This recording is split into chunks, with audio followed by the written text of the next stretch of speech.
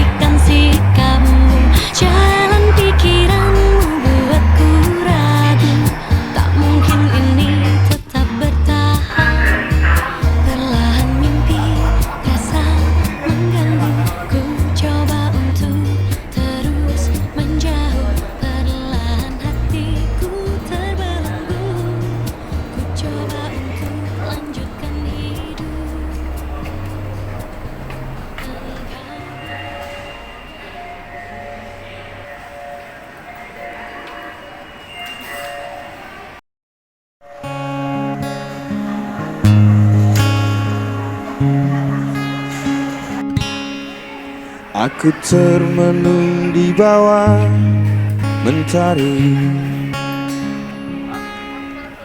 di antara megahnya alam ini, menikmati indahnya kasihmu. Ku rasakan damainya hatiku. Sabdamu bagai air yang mengalir, basahi panas terik di hatiku, menerangi semua jalanku.